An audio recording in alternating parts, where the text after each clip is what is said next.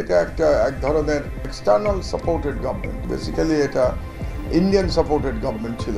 মাহমুদুর রহমান আমার দেশ পত্রিকার সম্পাদক, বিগত আওয়ামী সরকারের আমলে নির্যাতিত নিপীড়িত দেশবরেণ্য একজন সাংবাদিক। ভারত বিরোধী মনোভাব ও আধিপত্যবাদের বিরোধিতা করে সাধারণ মানুষের মনে শক্তভাবেই জায়গা করে নিয়েছেন মাহমুদুর রহমান। সাংবাদিকতা ও মানবাধিকার রক্ষায় নিজের সাহসী অবস্থানের কারণে এবছর ২১ পদকের জন্য মনোনীত হয়েছেন তিনি। তবে মাহমুদুর রহমানের সাংবাদিকতা, মানবাধিকার ও ভারত বিরোধী মনোভাব কতটুকু আছে সেটা নিয়ে প্রশ্ন তুলেছেন অন্তর্বর্তী সরকারের ওয়াশিংটনে বাংলাদেশ দূতাবাসের প্রেস মিনিস্টার ও সাংবাদিক গোলাম মুর্তজা।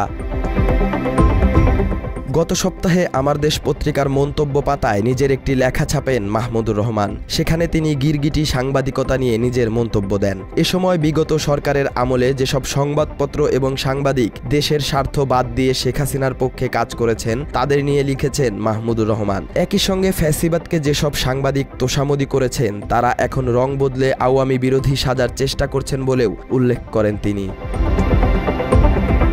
বিগত ১.৫ দশকে সাংবাদিকতার নামে হাসিনা ও আওয়ামী লীগের গোলামি করেছেন সাংবাদিকরা। তার প্রমাণ ৫ আগস্টের পর সাংবাদিকদের একটি বড় অংশের পালিয়ে যাওয়া, আবার কেউ কেউ হাসিনার ফ্যাসিস্ট হয়ে ওঠা এবং গণহত্যায় সমর্থন দেওয়ার কারণে পুলিশের হাতে আটক হয়েছেন, যার দৃষ্টান্ত উদাহরণ ৭১ টিভির ফারজানা রূপা ও শাকিল আহমেদ। এবার আপনি একটি অভিনব সংসদ আমাদেরকে উপহার দিয়েছেন, যেখানে আমরা দেখতে পাচ্ছি দল নয় অনেক ব্যক্তি আমাদের পক্ষে কথা বলছে, জনগণের কথা বলছে এবং তারা বেশ প্রাণবন্ত একটা সংসদ সামনে নিয়ে এসেছে। শেখ হাসিনার যে কোনো সংবাদ সম্মেলনে এভাবেই সাংবাদিকতা ভুলে গিয়ে নানাভাবে তোষামোদি করতেন অনেক সাংবাদিক। নেত্রী, আপনি আমাদেরকে দাওয়াত না দিলেও আমরা অনেকেই আপনার পেছনে পেছনে সেই সময়টায় ভারতে ছিলাম। মাননীয় প্রধানমন্ত্রী, বঙ্গবন্ধু, বাংলাদেশ, বাঙালি, আপনি সবসময় রাইট সাইড অফ দ্য হিস্ট্রিতে ছিলেন, কেননা ৭১ সালে আমরা সকল অনেক পরাশক্তির বিরুদ্ধেই স্বাধীনতা পেয়েছি। ধন্যবাদ। আমার একটা ব্যক্তিগত ধন্যবাদ আছে যে আমাদের এমপি বেগম মতিয়া চৌধুরী তাকে আবার সংসদ নেতা নির্বাচিত করেছেন। উনি আমার এমপি। সাংবাদিকদেরকে যথেষ্ট সুযোগ দিয়েছেন নির্বাচনে। ১১ জন, প্রায় ১২ জন গণমাধ্যমের মালিক আপনার সংসদে আছে যারা নির্বাচিত হয়ে এসছেন। যাক, এবার আমাদের বর্তমান সভাপতি ফরিদ ইয়াসমিনকে আপনি সংরক্ষিত আসনে নির্বাচিত করেছেন, এই জন্য আমাদের সাংবাদিক সমাজের পক্ষ থেকে ধন্যবাদ জানাই। আপনাকে বিশেষভাবে একটা ধন্যবাদ জানাই যে সাতক্ষীরা থেকে লাইলা পারভিন সেজুতি, ১৯৭০ সনের প্রাদেশিক পরিষদ সদস্য সম আলাউদ্দিন।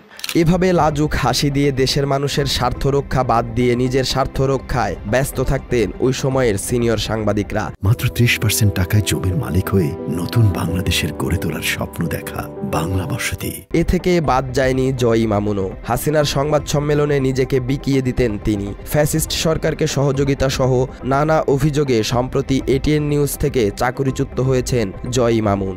এই জিয়াউর রহমানের আইনের পরে যখন প্রধান রাজনৈতিক দলগুলোর লেজর হিসেবে পরিণত হলো ছাত্র সংগঠনগুলো, তখনই তারা ক্ষমতার স্বাদ পাওয়া শুরু করলো এবং তারপর থেকেই বাংলাদেশে শিক্ষা প্রতিষ্ঠানগুলো উত্তপ্ত হওয়া, অস্ত্রবাজি ইত্যাদি শুরু হয়েছিল।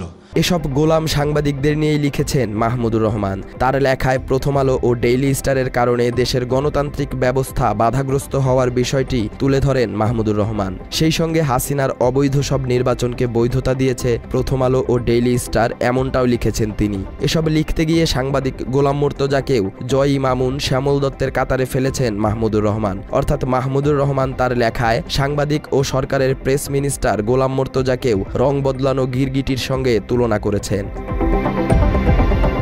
মাহমুদুর রহমানের মন্তব্য লেখায় নিজের বিরুদ্ধে দেয়া এমন অপবাদের বিরোধিতা করেছেন গোলাম মুর্তজা। ব্যক্তিগত ইউটিউব চ্যানেলে মন্তব্যের বিরোধিতা করার পাশাপাশি মাহমুদুর রহমানের বিরুদ্ধে কিছু তথ্য দিয়েছেন গোলাম মুর্তজা। মাহমুদুর রহমানের এখনকার পরিচিতি কি? মাহমুদুর রহমানের এখনকার পরিচিতি হচ্ছে তিনি তীব্র ভারত বিরোধী। ভারতের সঙ্গে সম্পর্ক ছাড়া, ভারতের সহায়তা ছাড়া, ভারতকে গুরুত্ব না দিয়ে বাংলাদেশকে চলতে হবে। এই অঞ্চলের অন্য সব দেশ যদি পারে তাহলে বাংলাদেশ কেন পারবে না? এটা মাহমুদুর রহমানের খুব কট্টর অবস্থান। মাহমুদুর রহমান তার লেখায় গোলাম মুর্তজাকে ভারতপ্রেমী আখ্যা দেন। ২০০৪ সালে গোলাম মুর্তজার ভারতীয় জুজুর ভয় শিরোনামে লেখা একটি খবরকে উদ্ধৃত করে এমন মন্তব্য করেন মাহমুদুর রহমান। ওই খবরে গোলাম মুর্তজা লিখেছিলেন, ভারতের মতো সুপার পাওয়ারের কাছ থেকে নিজের সুবিধা আদায় করতে হয় কৌশলের যুক্তি দিয়ে। এখানে ভারতকে সুপার পাওয়ার বলায় গোলাম মুর্তজাকে ভারত প্রেমে আবেগ আপ্লুত বলে মন্তব্য করেন মাহমুদুর রহমান। তবে ভারতকে সুপার পাওয়ার বলার ব্যাখ্যা দিয়েছেন গোলাম মর্তজা। ভারতের মতো সুপার পাওয়ারের সঙ্গে, সুপার পাওয়ার বলতে বুঝিয়েছি যে আমাদের এই অঞ্চলে ভারত তো সবচেয়ে বড় দেশ, সবচেয়ে শক্তিশালী দেশ, তো সুপার পাওয়ারকে ধমক দিয়ে কোনো কিছু আদায় করা যাবে না, ধমক দিয়ে ভয় দেখানো যাবে না, কূটনৈতিক যোগ্যতায় দর কষাকষিতে কোনো কিছু আদায় করতে হবে। ওই সময়ে লেখা খবরের ব্যাখ্যা দিতে গিয়ে তৎকালীন সময়ে মাহমুদুর রহমানের ভূমিকা নিয়েও প্রশ্ন তুলেছেন গোলাম মর্তজা। মাহমুদুর রহমান বিনিয়োগ বোর্ডের চেয়ারম্যান ও বিএনপির জ্বালানি উপদেষ্টা থাকাকালীন কি করেছেন তা তুলে ধরেন তিনি। 2006 সালে মাহমুদুর রহমানের টকশো আলোচনার একটি বক্তব্য দেখান গোলাম মর্তজা, যেখানে ভারতের টাটা কোম্পানির বাংলাদেশে বিনিয়োগ করার বিষয়ে আলোচনা হয়। সেখানে আলোচকদের সবাই টাটা কোম্পানির সঙ্গে বাংলাদেশের বিনিয়োগ চুক্তির বিরোধিতা করেছিল, তবে মাহমুদুর রহমান ভারতের টাটা কোম্পানির সঙ্গে চুক্তির পক্ষে ছিলেন।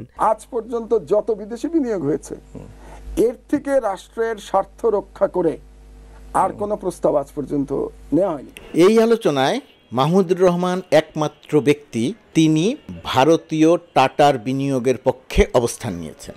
টাটার বিনিয়োগটি আসেনি। মাহমুদুর রহমান বহু চেষ্টা করেছিলেন বিনিয়োগ বোর্ডের চেয়ারম্যান হিসেবে এবং সরকারের জ্বালানি উপদেষ্টা হিসেবে। এ সময় গোলাম মর্তজা বলেন, 2006-07 সালে মাহমুদুর রহমান ভারতের পক্ষে কাজ করেছেন, কিন্তু এখন সবচেয়ে বড় ভারত বিরোধী হয়েছেন মাহমুদুর রহমান। গোলাম মর্তজা প্রশ্ন করেন, তাহলে গিরগিটি কে, রং কে বদলালো? মাহমুদ ভাই বড় সাংবাদিক, সম্পাদক, 21 পদক পেয়েছেন, খুব ভালো কথা।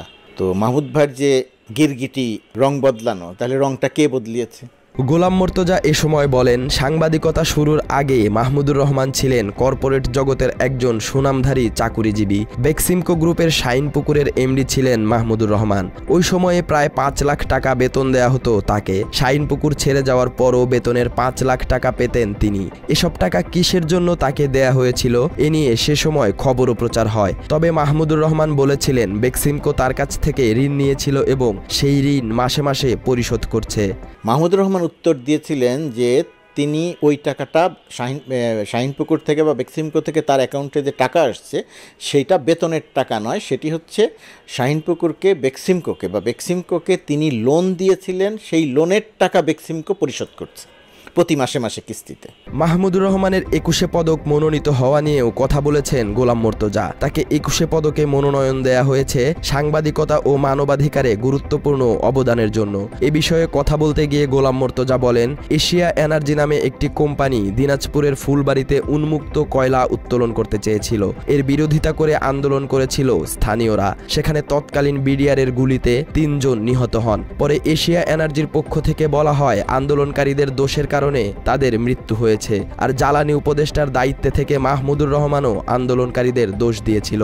গোলাম মর্তজা আরও বলেন, হত্যায় সমর্থন দেয়া এবং এর পক্ষে অবস্থান নেয়া কি মানবাধিকার সুলভ কাজ?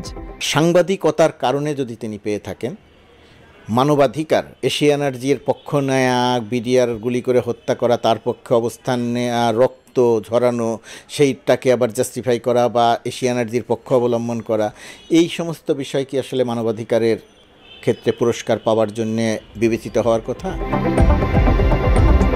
সালাউদ্দিন সাজু, বাংলা এডিশন।